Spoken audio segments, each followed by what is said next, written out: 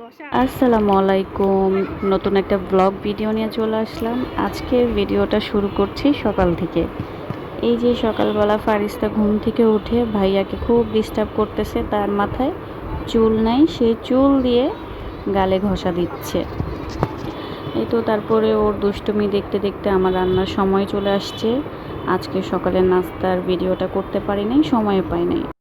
এই তো রান্নাঘরে চলে আসছি, গরুর মাংস রান্না করব আজকে।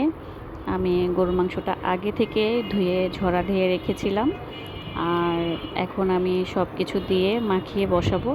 আজকে গরুর মাংসতে আমি হলুদ দিব না, হলুদ ছাড়া সাদা রান্না করব।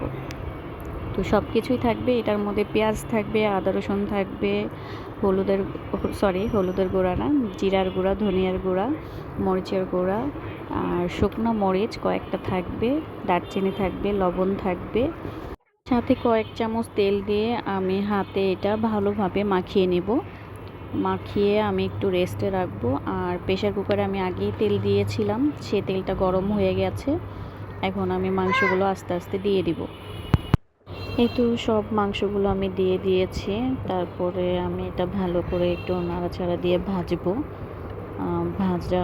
একটু ভালোই ভাজবো। ভাজার পরে আমি প্রেশার কুকারে ঢাকনা দিয়ে আমি 3টা সিটি দেওয়া পর্যন্ত রাখবো।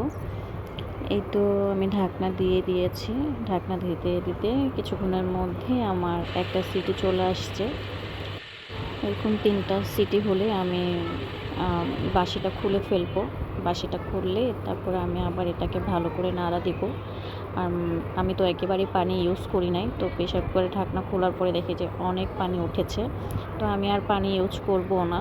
এই পানিতে আমি আলুগুলো দিয়ে দিব। আলুগুলোর জন্য আমি 10 মিনিট আবারও প্রেশার কুকারে ঢাকনা দিব, কিন্তু বাসি লাগাবো না।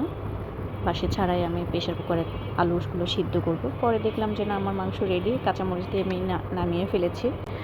এরপরে ফারিস্তা জুস খাবে বলতেছে, তো ওকে আমি একটু লেবুর শরবত বানিয়ে দিয়েছি।